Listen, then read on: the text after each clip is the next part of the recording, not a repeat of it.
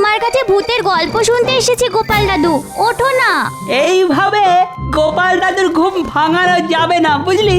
অন্য কোনো রাস্তা খুঁজে বার করতে হবে। ঠিক বলেছিস গুলটে, চল গোপাল দাদুকে ধরে বিছানা থেকে নামিয়ে দিই। পাগল নাকি? তারপর যখন গোপাল দাদুর নিচে আমরা চাপা পড়ব তখন কি হবে? ধুর, আমার ভালো লাগছে না। একটু পরেই বাড়ি ফিরে গিয়ে পড়তে বসতে হবে। দাদু যে কি করে না। ও দাদু, ওঠো না। বলি ভর সন্ধেবেলায় মোষের মতন নাক দেখে কোন মানুষটা ঘুমোয় শুনি? ওই তো দিদা এসে গেছে। ও দিদা, এক বালতি জল এনে দেবো?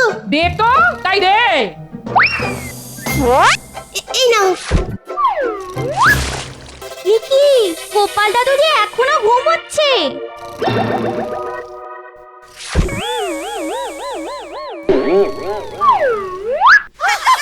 ওই দেখ, গোপাল দাদু তো খুব চালাক রে। বার করছে চালাকি। বলি তুমি উঠবে? উরি বাবা রে!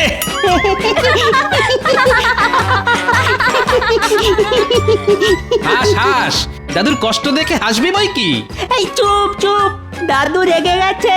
বলি তুমি কি গো, কোনো আক্কেল জ্ঞান নেই তোমার? ভোর সন্ধেবেলায় কেউ মোষের মতো নাক দেখে ঘুমোয় নাকি? দেখো গিন্নি, সবার সঙ্গে আমার তুলনা করো না। আমি হলাম গোপাল ভাঁড়। সে তুমি যেই হয়ে থাকো তাতে আমার কি? গিন্নি, খেতে দাও তো, খিদে পাচ্ছে। ধুর, আমার আর ভাল লাগে না। যতক্ষণ জেগে থাকবে ততক্ষণ খালি খাই খাই খাই খাই। আজ হাওয়া গরম আছে, চল আমরা পালাই। আমি চাইলেই কাজ করতে পারি, কিন্তু আমি করি না। ওরকম মনে হয়। তোমার দ্বারা কোনো কাজ হবে না। তুমি সুখী মানুষ। আর খাওয়ার ঘুম ছাড়া তুমি কোন কাজটা করতে পারো শুনি? তাই নাকি? বেশ, আমিও দেখিয়ে দেব আমি কি পারি আর কি পারি না। যত সব।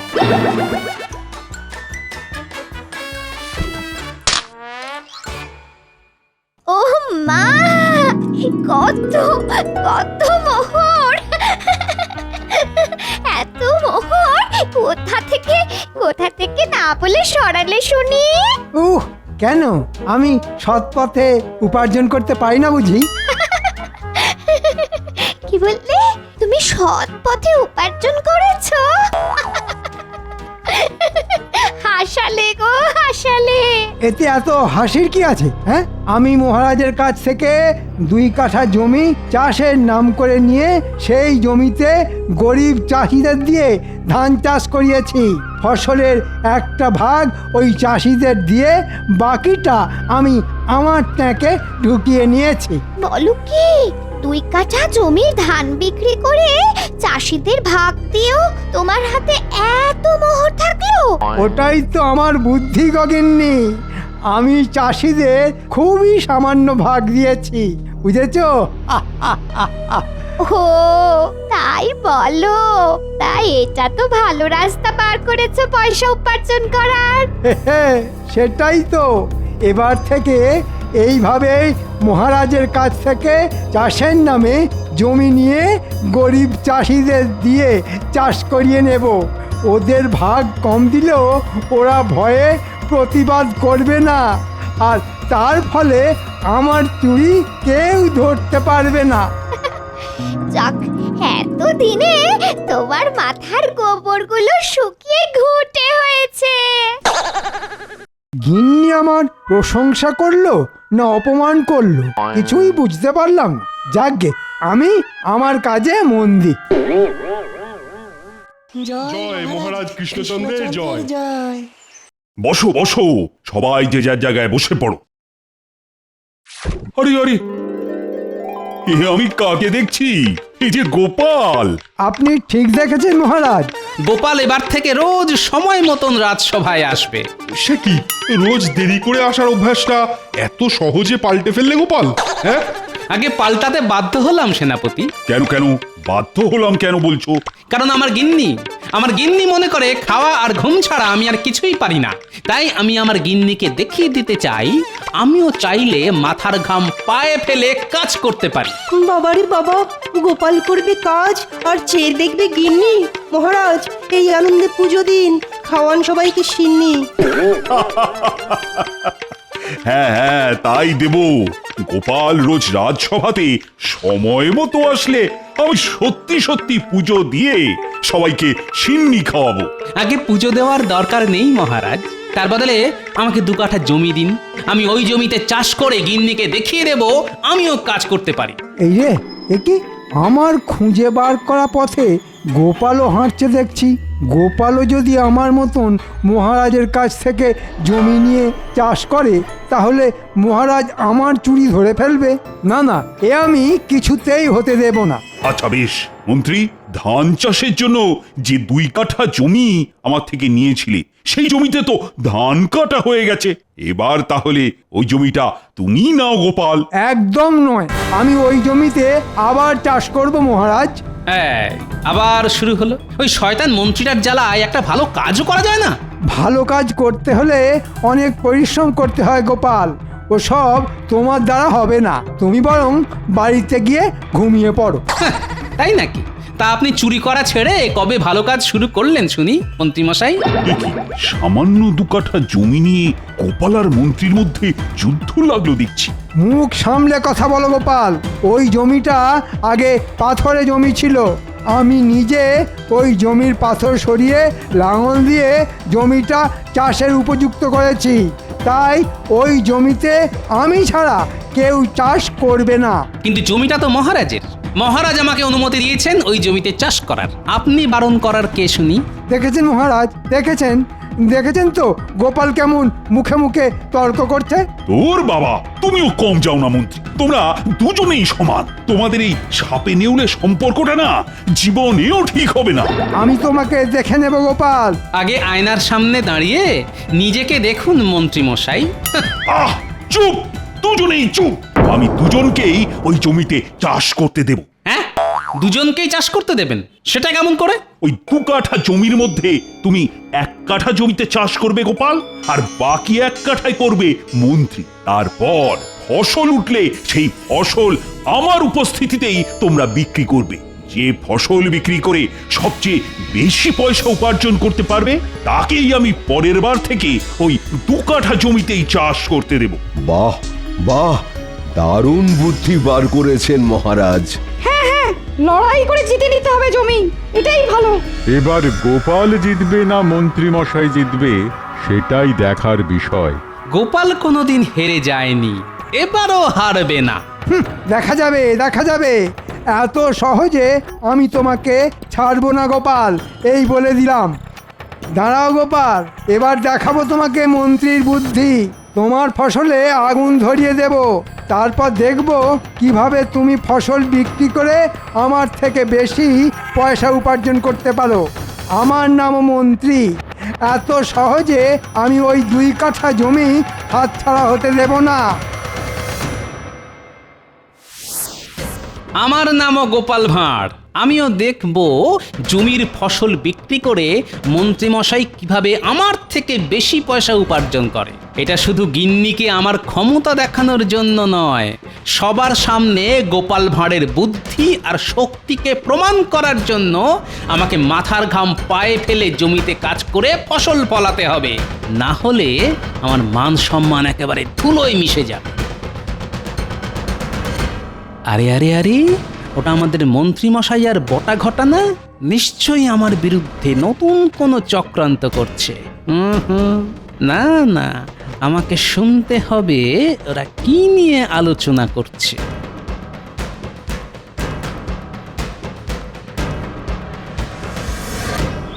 বলুন মন্ত্রী মশাই, কি বলবেন? শোন তবে মহারাজ আমাকে আর গোপালকে 2 কাঠা জমিতে অর্ধেক করে চাষ করতে বলেছেন। ফসল উঠলে যার ফসল বিক্রি করে সবচেয়ে বেশি পয়সা পাওয়া যাবে তাকেই মহারাজ ওই 2 কাঠা জমি চাষের জন্য দেবেন। ও এই ব্যাপার। তা এতে আমরা কি করতে পারি বলুন? চুপ, আগে পুরোটা শোন। তোরা তো জানিস এবারে আমি ওই 2 কাঠা জমিতে ধান চাষ করে বেশ মোটা পয়সা উপার্জন করেছি। হ্যাঁ মন্ত্রী মশাই, আমরা সব জানি। আপনি গরিব চাষিদের সামান্য পয়সা দিয়ে বাকি সবটাই নিজের ঘরে তুলেছেন। ঠিক বলেছিস। ওই 2 কাঠা জমি আমার হাতছাড়া হয়ে গেলে এই উপার্জনটাও তো আমার বন্ধ হয়ে যাবে। এইবার বুঝেছি মন্ত্রীমশাই কেন ওই 2 কাঠা জমি কিছুতেই ছাড়তে চাইছেন না। শোন, গোপাল যেমন চাষ করছে করুক, ফসল উঠলে বিক্রি করার আগের দিন রাতে তোরা চুপি চুপি গিয়ে গোপালের কেটে রাখা ফসলে আগুন ধরিয়ে দিয়ে আসবি। বাহ, দারুণ বুদ্ধি। গোপালের ফসল পুড়ে গেলে গোপাল আর ফসল বিক্রি করতে পারবে না, আর আপনি জিতে যাবেন। ঠিক বলেছিস। আর আমার হাত থেকে ওই 2 কাঠা জমিও হাত ছাড়া হবে না, কি বুঝলি? সব বুঝেছি মন্ত্রী মশাই, আপনি নিশ্চিন্তে থাকুন। আমরা ঠিক সময় গিয়ে গোপালের কেটে রাখা ফসলে আগুন ধরিয়ে দিয়ে আসবো। হ্যাঁ, বাহ বাহ, বেশ, এবার আমি চিন্তামুক্ত হলাম। কিন্তু আমার চিন্তা বেড়ে গেল। আমার ফসলে আগুন ওরা লাগাবেই, এ আমি কিছুতেই আটকাতে পারবো না। কিন্তু যেটা আমি পারবো সেটা হলো ওদের করা ক্ষতিকে বুদ্ধির সাহায্যে লাভের গুড় খাওয়ানো। ভাবো গোপাল, ভাবো কিভাবে ওদের করা ক্ষতি থেকে আরো আরো বেশি করে পয়সা উপার্জন করা যায়। পেয়েছি, একটা মোক্ষম উপায় খুঁজে পেয়েছি। সত্যি আমার কত বুদ্ধি! হ্যাঁ, আমি মরে যাওয়ার পরও আমায় লোকে ভুলবে না, সবার মুখে মুখে ঘুরবে আমার বুদ্ধির গল্প। এ আমি খুব ভালো করে জানি।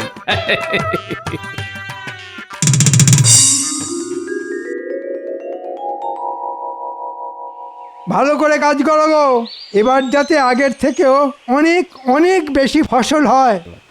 আচ্ছা মন্ত্রীমশাই। ওই তো গোপালও এসে গেছে দেখছি। এই যে গোপাল।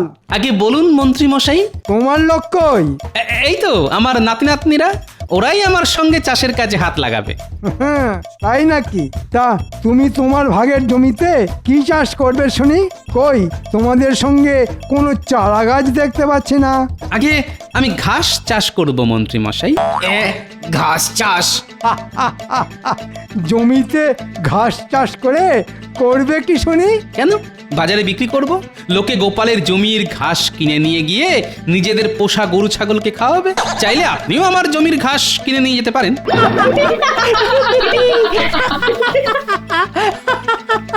কি তুমি আমাকে গরু ছাগলের সঙ্গে তুলনা করলে? তোমার এত বড় সাহস?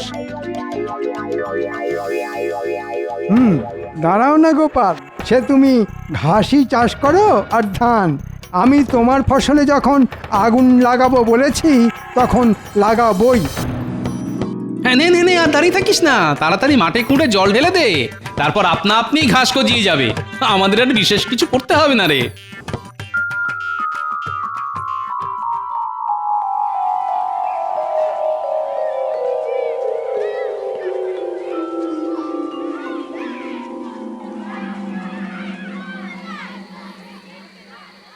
বলো গোপাল দাদা, এত রাত করে এলে কেন? এলাম কি আর সাধে, ভাঙা হাটে জিনিসপত্র একটু সস্তায় পাওয়া যায় কিনা। তা ভাই, তোমার কাছে মিষ্টি আলু আছে? আছে গো গোপাল দাদা।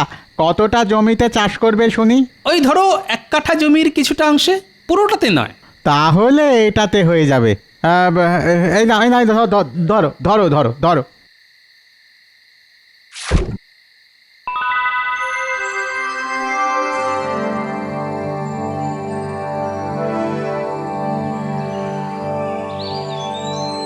দেখ দেখ, আমার জমিতে ঘাসগুলো কেমন বড় হয়ে গেছে। হ্যাঁ গো গোপাল দাদু, হবেই তো, আমরা রোজ এসে ঘাসে জল দিয়ে গেছি। এই যে গোপাল, আমি আগামীকালই আমার জমির ধান কাটবো। তুমি কবে ফসল তুলবে শুনি? আমার জমির ঘাসও বড় হয়ে গেছে, আমিও তাহলে আপনার সঙ্গে কালই ফসল কেটে ফেলবো। বেশ, তাহলে আমি মহারাজকে গিয়ে বলে আসছি আগামী পরশুদিন ওনার উপস্থিতিতে আমরা দুজন নিজেদের জমির ফসল বিক্রি করব। হ্যাঁ হ্যাঁ, তাই বলুন। হ্যাঁ, তারপর দেখবো গোপাল, এই 2 কাঠা জমি তুমি কি করে পাও। সে তো সময়ই বলবে মন্ত্রী মশাই।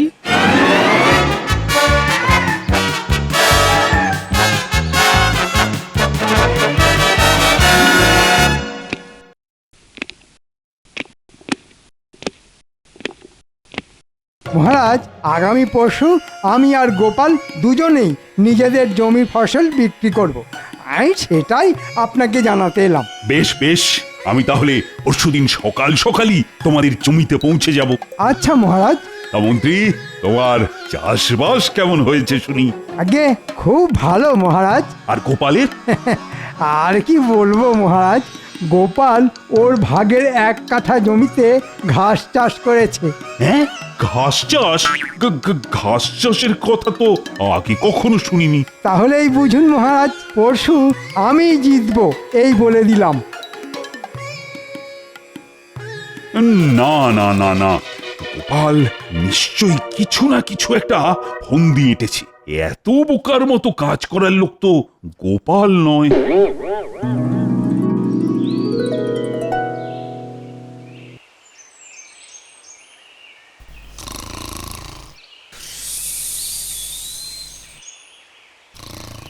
কি গো, বলি আজ তো ফসল কাটার দিন, জমিতে যাবে না? যাব, তবে বিকেলে। সে কি, বিকেল বেলায় কেউ ফসল কাটে নাকি? হ্যাঁ, গোপাল কাটে। মন্ত্রীমশাইয়ের ফসল কাটা হয়ে গেলে তারপর আমি ফসল কাটবো।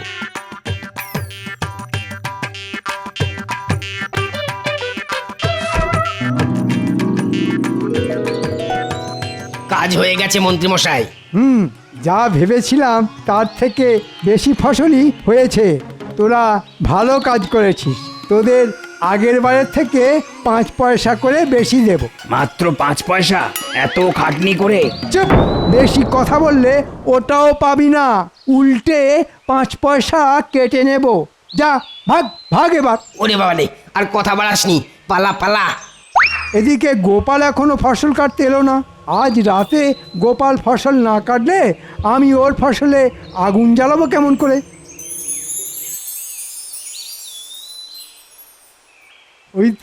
ওই তো গোপাল এসেছে। বাহ, বিকেলের মধ্যেই কাজ শেষ করে ফেলেছেন দেখছি মন্ত্রীমশাই। হ্যাঁ গোপাল, এবার তুমিও তোমার জমির ফসল তুলে ফেলো। আমি চলি, কাল সকালে দেখা হবে। হ্যাঁ,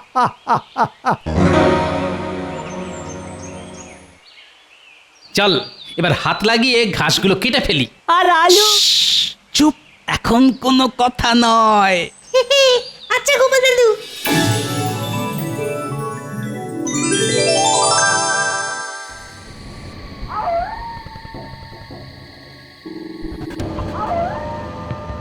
চল ঘটা, এবার গোপালের কেটে রাখা ফসলে টুকুস করে আগুন ধরিয়ে দিই।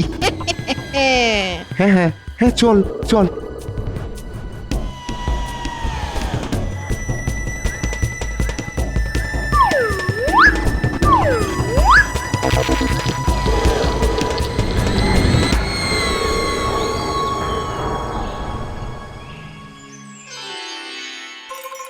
কি মনে হচ্ছে মহারাজ, কে জিতবে, গোপাল না মন্ত্রী মশাই? সে তো আর কিছুক্ষণ পরেই বোঝা যাবে। আগে থেকে বলা কিন্তু খুব মুশকিল। কেন মহারাজ, এ তো জলের মতন সোজা। জিতবো আমি। আর আমি কি বসে বসে ঘাস খাবো? হ্যাঁ, চলো না চলো। গিয়ে যখন দেখবে তোমার কেটে রেখে যাওয়া ঘাস পুড়ে ছাই হয়ে গেছে, তখন পালাবার পথ পাবে না বাছা। এ কি, কার ফসলে আগুন লাগলো? হ্যাঁ, তাই তো, এ তো আমার ফসল। চা, এবার কি হবে গোপাল? তুমি এবার ছাই বিক্রি করবে নাকি? না না না, এ মোটেই ভালো হলো না গোপাল। শুধু ফসল কেটে রেখে চলে গেলেই তো হবে না, ফসল পাহারা দেওয়া তোমার কাজ। এবার তাহলে মন্ত্রী তো জিতে গেল। আগে দাঁড়ান মহারাজ, গোপাল এত সহজে হেরে যাবে না মহারাজ। সে কি, তোমার ফসল তো পুড়ে গেছে গোপাল। জানি তো, গোপালের শুধু ফসলই পুড়েছে, কিন্তু আমাদের মন্ত্রী মশাইয়ের পুড়েছে কপাল। হ্যাঁ, কি আবল তাবল বকছো গোপাল? ন্যাপলা, গুলটে, পুটি, টাপা, পুচকে, এবার ছাই ঘেটে লাভের গুড়টা বার করে আন।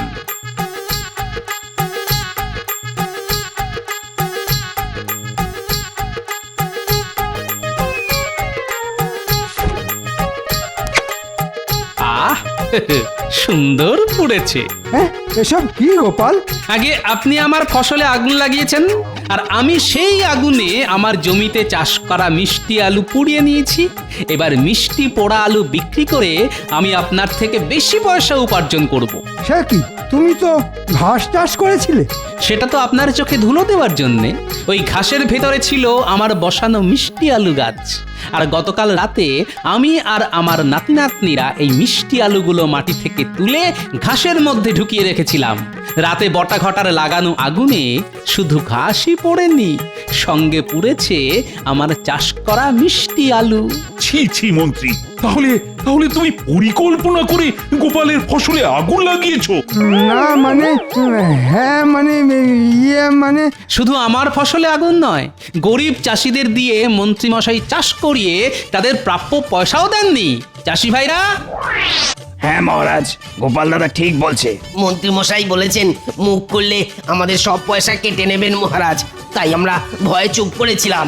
মন্ত্রী, এত বড় সাহস তোমার! ছি ছি ছি ছি। দেখলেন তো মন্ত্রীমশাই, গোপাল চালাকি করে নয়, বুদ্ধির জোরে যেতে এবার এই 2 কাঠা জমিতে চাষ করবে গোপাল। কি মজা, কি মজা, গোপাল দাদু জিতে গেছে। কি মজা, গোপাল দাদু জিতে গেছে।